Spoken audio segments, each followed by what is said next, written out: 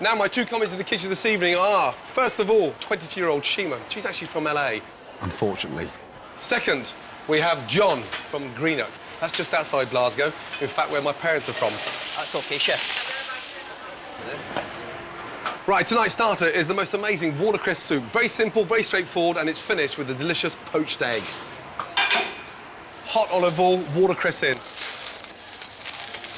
Then season. And I've got some thinly sliced potatoes here. I'm just going to sprinkle thinly sliced potatoes over the top. And they're almost like little sort of crisps, nice and transparent and very thin. And what this does to the soup, it almost gives it a little bit of texture, helps to thicken up a little bit. Hot boiling water ready, lightly seasoned, and just pour that over the watercress. And all I'm going to do now is put 2 or 3 little knobs of butter in there. And that butter gives us its richness. Now the potatoes are cooked within seconds, the watercress is sweated down. So I'm going to take it off now and blitz it for 30 seconds. This is so easy. Anyone can do this at home. This really nice, rich, tasty, made-to-order watercress soup. Right, now for the poached egg. First of all, get a whisk and just gain some momentum in the water. And what this does, as it starts to poach the egg white wraps around the egg yolk so it forms like a mozzarella ball. I've cracked my eggs into this mould, but you can put it in an espresso cup or a tea cup, and it just makes it a lot easier for dropping the egg into the water. Now, the water's going around that way, so we put the egg in that way. Ready? And in. And the most important thing is now, the momentum in the water's spinning round. So it's wrapping itself up in its own egg white. And the secret behind a good poached egg is taking it out of the water and putting it in ice water to cool down. And it stops it from overcooking. Look at that. Lovely poached egg. Into ice water, and that cools it down. But look at the egg. It's come out like a really nice ball of mozzarella. It's still nice and soft in the centre. We're looking for that egg yolk to sort of enrich the soup. Lightly season it. And then soup. Yeah? And just let it run around naturally. Yeah, chef. Good. Leaf on top. Let's go. Now, just a touch of oil on there. Yeah, chef. Look, let's squirt it out. Just let it run around naturally. OK, go. Table 7, please.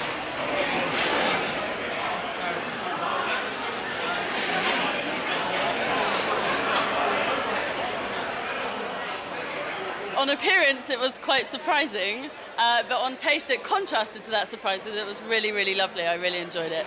And the poached egg was perfect. So, yeah, it was really perfect start to what should hopefully be a really good meal. The soup was full of flavour, and then unexpected in the middle, a nice warm poached egg, and it complemented the soup round it. Spot on. Mr. Ramsay. How are you doing, bud? I'm very good. It's good to see you. Yeah, How are you? likewise. Good to see you. Thank you for having me here. How was the soup? Not great. What do you mean, not great? It's a fresh soup, made to order. Yeah, but I'll tell you what's wrong with it, exactly. Too hot. Too hot? Right, too hot. What do you mean, peppery?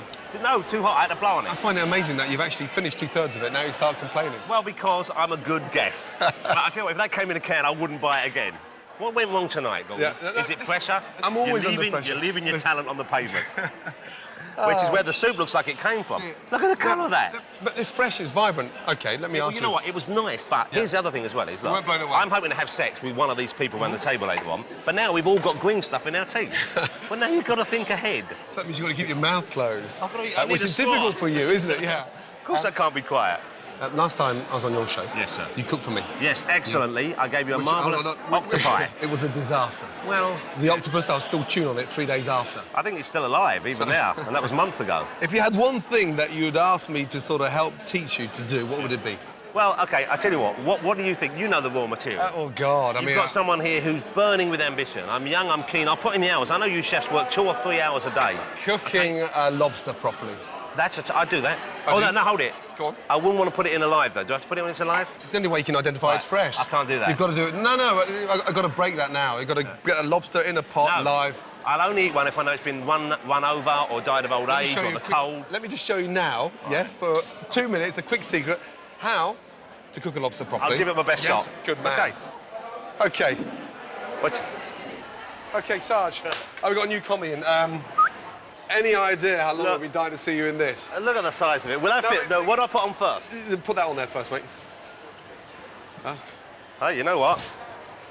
I might wear this home and scare Jane into thinking I've got a proper job again. Oh, it's a lie. I'm not eating that. Hey, listen, if you've got the bollocks to eat it, you should have the bollocks to actually cook it. There you go. Right, wait there 2 seconds. Oh, look, he's not well, this So one. One thing missing. Oh, just he's not looking... mental health. Just on that phone. There you go. There you go. Now, you tell me if I look silly. You know, He's got a beard. This one's got a Stay there beard. 2 seconds. Make sure to put that in. Jesus Christ, he's alive. That's horrible. That's a horrible thing to do. Look at that, he's waving. He wants to be friends. Have you seen this? You know what they're going to do to these? Are you OK with that? Why don't we all just walk out? Why don't we just all mutiny? Let's go now. All right? He's killing live lobsters here. A lot of people prefer to put that through there, knife through there, look, knife through the cross, yeah, and then just through there and straight through. Then from there, into the water. So, you've eaten enough of them. You know what? I've just realised I'm on the Atkins. I don't have cheese. It's good for you. Just I don't. Do I really? You really wash want me your to hand. kill? Your hand on there, but careful, don't hit You it too are hard. an evil. On Okay, top. you are an On evil. top. Straight on top, go on. Open your eyes. That's it. Jesus Right, Christ. in the water. I feel like I'm in the SAS now. If Paul McCartney's watching, I apologise. So it's going that nice pinky colour now. That's right, yeah, that's where it starts going nice and pink. Let's get it out. I know. Here we go. I'm a chef. That's right. Mind you don't splash anyone. When was the last time you were actually in a kitchen? In the kitchen? Yeah. I cooked breakfast for my little boy this morning. I cooked him boiled eggs and toast. Does that count? Serious? Yeah, it does It's not count. a proper big meal, though. I haven't done a proper meal for years. Serious. But Jane does it all. Get your hand on there like that. Fresh lobster, killed with mine own fair hands. So, what that needs now is a little glass of wine. Good. And what would be nice is actually take it over and ask Gary to have a little taste and tell him you cooked it. Yeah, and when you ask him what he thinks about the soup, OK, does he need figures? in fact, I'll come with you. Come on. I have prepared this for you. It's all fresh, there's nothing on it. We would like you to try and see what you think. Jonathan Ross' first ever live lobster, killed and cooked. What do you think? Yeah. Sweet, fresh, very fresh. You know why? Quite Because tasty. I sang to it while I was killing it. Well. And that, I think, got it in the right mood for brutal murder and immersion in boiling water. That is the most succulent lobster I've tasted. Better than at that place in, what's it called, Hospital Road? So, and this, presumably, is better than the soup you had here this evening, which I thought wasn't very good. What do you think of the soup? What was it? I'm going to get on with the main course and try to keep you guys happy, yes? I'm going to go and come up with a new recipe for a starter. You go back to your table, I'll see you in a Don't minute. forget, I want to know what's going on with Gary. Yes, of course. Thank you. I might wash my hands, I've got lobster blood on it. Next up is our main course. It's a chicken that's been poached and sautéed, so with pomme purée and caramelised turnips. Basically, chicken and mash. Chicken. Perhaps the most popular bird in Britain. Remove legs, wings, parsley's nose. Stuffed with garlic and salt. Poaching stock. Carrots, celery, leeks, pepper and coriander. Thyme, bay leaf. Poach 12 minutes. Morel mushroom sauce. If you can't find morels, use a dried cep or just a dried wild mushroom. Shallots. Salt, thyme, garlic. 100 grams dried morels. We get some flavour on there. I much prefer using dried mushrooms because it gives it a lot of intensity. White wine. Reduce. Remove chicken. Add stock.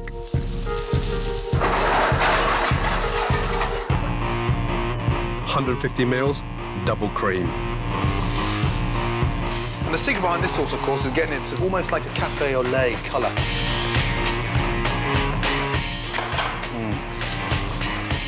We squeeze all that juice out of there. Parsley. Into the sauce. Okay. Remove chicken breast. Get your knife, point it on top of the wishbone, and go through it. Beautiful breast. Season.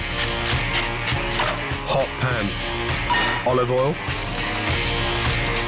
Skin side down first. Just really nice and crispy.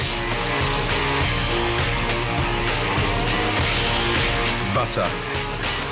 Baste.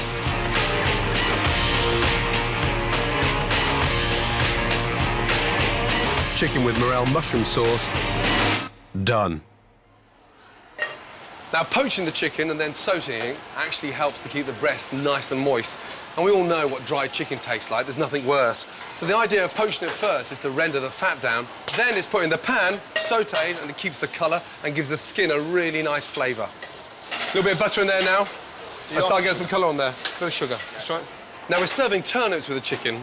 And what really pisses me off is that people are so rude about turnips. They're full of flavour, they're a great winter vegetable, and we're going to be caramelising these with some Chinese five spice. As the turnips soften, I drain off the fat and add a good dousing of port. This glazes the turnips, and as it reduces, they turn a great colour. Let's go, John. More port, a little bit of butter. Yeah, warn me when you're doing that. With the turnips, I'm also serving mashed potato.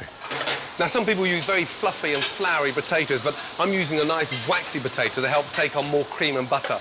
The secret behind making a great mash, for me personally, is keeping the skins on.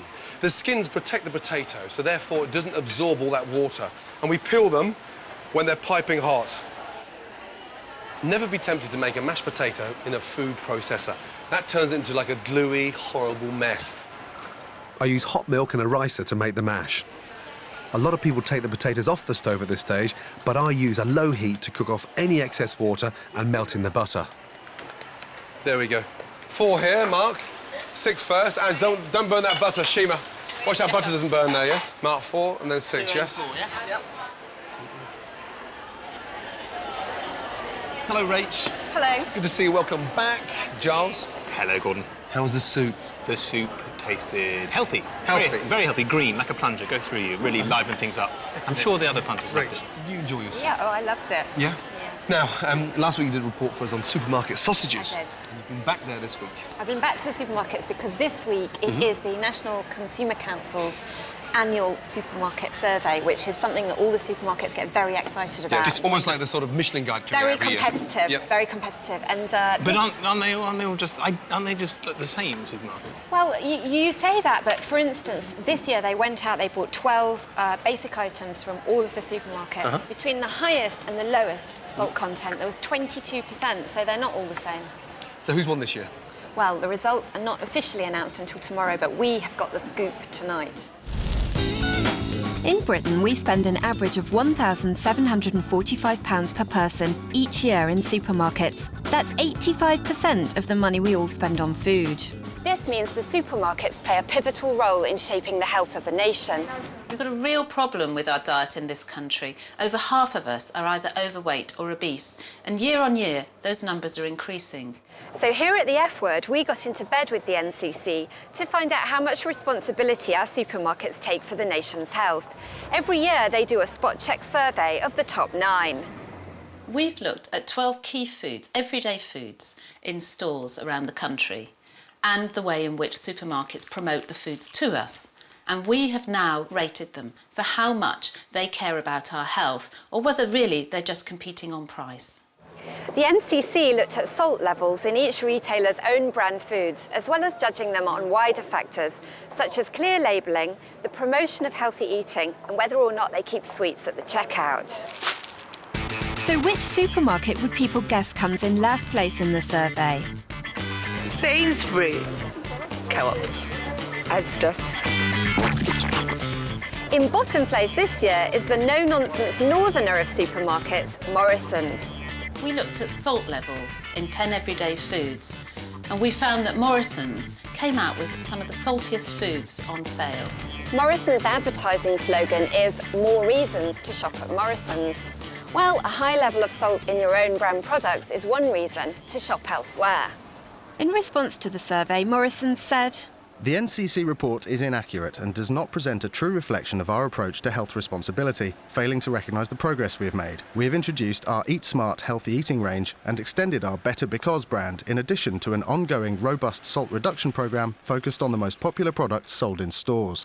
In joint 8th and 7th place are Summerfield and Iceland, who both score poorly on customer information on healthy eating. I think they could do a lot better.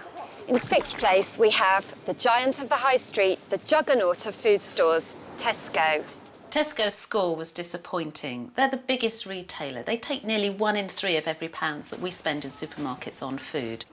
We found Tesco weak across the board. Apart from having no sweets at the checkout, they didn't score highly in any of the areas that we looked at. Tesco say in their adverts that every little helps. Looking at these results, that's certainly true. If they made just a few small changes, Tesco could have an enormous impact on the nation's health.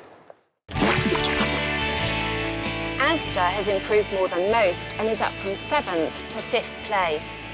They have the least salty economy range of foods, which is really important for those people shopping on a budget. Disappointing news for Sainsbury's, who dropped 2 places to number 4. With the saltiest cheese and tomato pizza of all 9 retailers, no wonder we can taste the difference. But in spite of this, Sainsbury's is still the best of the big 4 supermarkets. In joint 2nd and 3rd place are the 2 posh supermarkets, Waitrose and Marks and Spencer's. Marks and Spencer's are very good at promoting healthy food. Nearly a third of their special offers are on fruit and veg. Waitrose was number 1 last year, but they've been knocked off the top spot by a surprise winner. According to the NCC's new report, the number 1 supermarket in Britain is the Co-op. They really care about our health, and they're not an upmarket supermarket. They have a high proportion of budget-conscious shoppers, and they're showing all the retailers that it's possible to make those changes that are going to make a difference for all of us. So according to the survey, what they say in their ads may well be true, at least in terms of health responsibility. Co-op. We go further so you don't have to. So if you want your local supermarket to make more effort to promote healthy eating, visit the F Word website and see how you can have your voice heard. A surprising winner, the Co-op. No, it's amazing, isn't it? I was really surprised. What worried you most about the results? I think it's quite shocking that not one of the big 4 was in the top 3 of this list. Yeah. Do you actually think that, a survey like this actually helps the shoppers? Yeah, because I think the more information you have, the better informed you are when you make your choice. Also, I think for, thinking about next year, it's going to encourage the other supermarkets to be more healthy because they won't want to be beaten by the Co-op, humble old Co-op. No. But I mean, would the other supermarkets, the big players, take this result badly? Yeah, I think they really, really care about publicity, and this is bad publicity. Yeah, well, none of us like bad publicity. Thank you. Interesting. Feeling nervous? No. No? Look at him smiling at the back there. Must have a little bit of buzz in your tummy. OK. OK, guys. Results are in? Yes, they are. Good. It's been quite hard, actually, this week. What do you mean, quite hard? No, it's very close, actually. But the winner is today. Yeah.